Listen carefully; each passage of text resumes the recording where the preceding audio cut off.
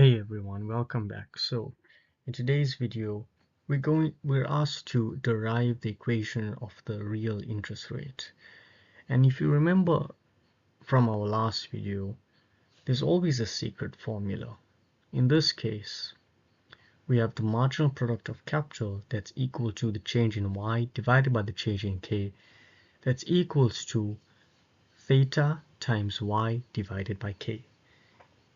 And now when we are going to derive this equation to find the real interest rate, what we really want in the end is to have this right here.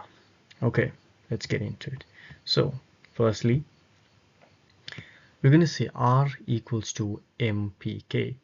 R for real interest rate. You could put I, whatever works for you, really. Okay.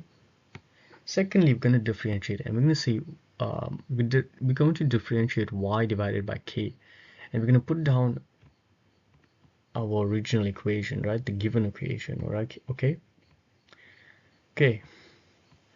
Then, as you can see here, I've just written down k because since we trying to find the real interest rate, remember capital earns interest, all right? Remember your factors of production, and so just to show you what we're doing, I just wrote down differentiated for capital, and I didn't put the other parts.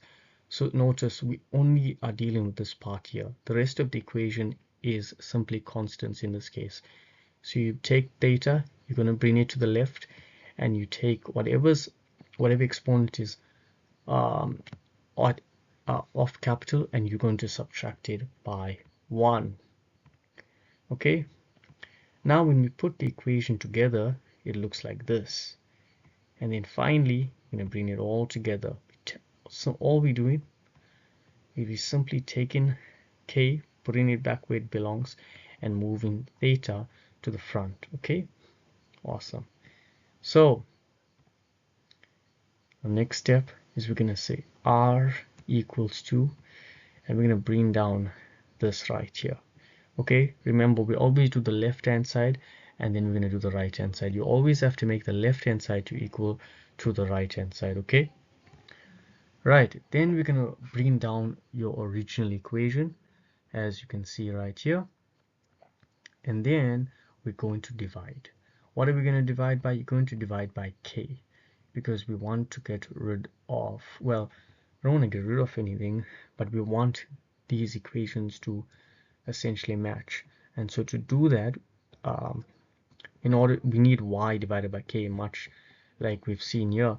So we divide by k, and that moves on to our next step. All right, now I've written this here just to show you that let's not forget the k at the bottom here has an exponent, which is your invisible 1. Okay, sometimes we tend to forget this, and it's very important that you remember this step so that you know what's happening in this next step right here. Okay, so let's go step 10. So in step 10, all we're doing is we're taking the denominator and we're going to bring it up. And notice, if you remember your exponent rules, remember it's the top minus the bottom. Okay, so in this case, if you look at capital here, it was just theta, and this was positive 1, but because we're bringing it above, it now becomes negative 1, so it's theta minus 1. Okay, that's how the denominator disappears. All right, in this step we simply just multiply by theta on both sides. You're going to multiply theta on this side, and you're going to multiply on your right hand side. So it's just adding that.